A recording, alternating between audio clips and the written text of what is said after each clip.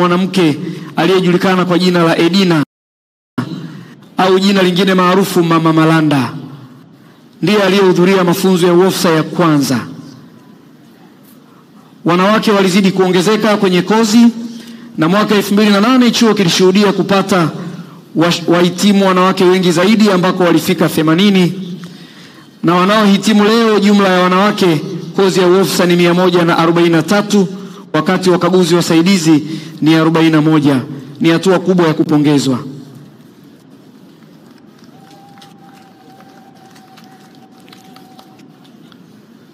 Mafunzo mbalimbali yanayotolewa chuoni hapa. Shughuli kuu ya Chuo cha Taaluma ya Polisi Dar es Salaam ni kutoa mafunzo ya aina mbalimbali kwa maafisa, wakaguzi na askari. Mafunzo haya yanaratibiwa chuoni na nje ya chuo, na sehemu kubwa ya mafunzo inahusu uongozi, lakini pia yakiwemo mafunzo ya kitaaluma na yale ya ustadi.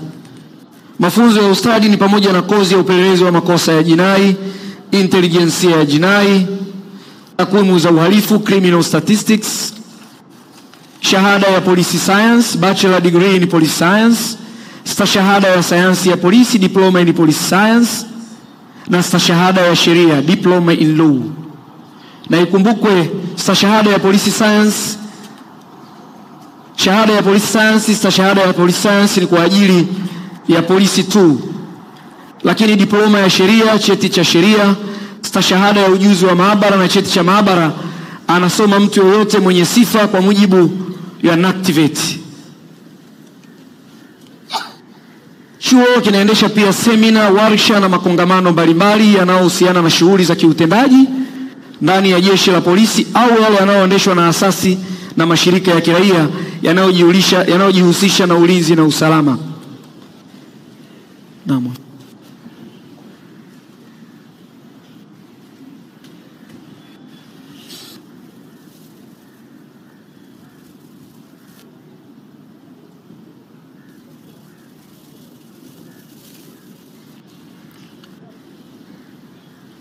Vile vile jamii kutoka nje ya jeshi la polisi wamekuwa wakitumia chuo kwa warsha na makongamano mbalimbali kama jumuiya za polisi za nchi za kusini mwa Afrika pamoja na Afrika Mashariki.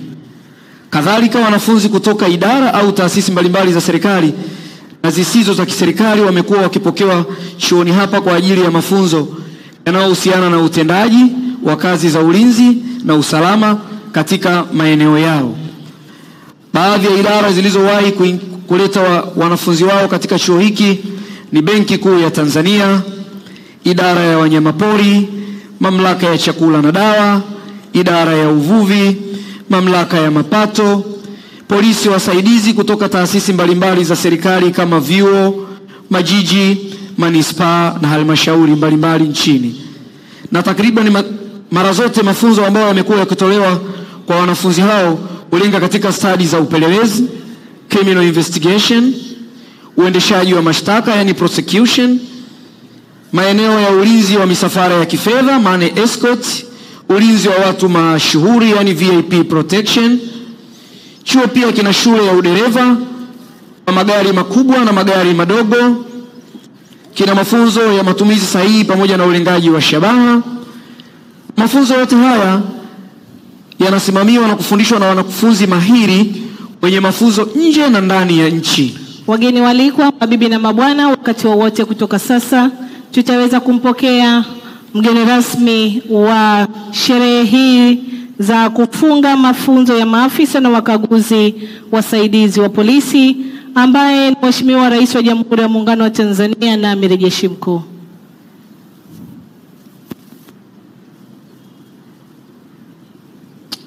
Wageni walikwa, mabibi na mabwana, kozi ya maafisa na wakaguzi inayomalizika leo tarehe 9 mwezi huu wa 6 2025 ilianza rasmi tarehe 15 mwezi Septemba mwaka 2024.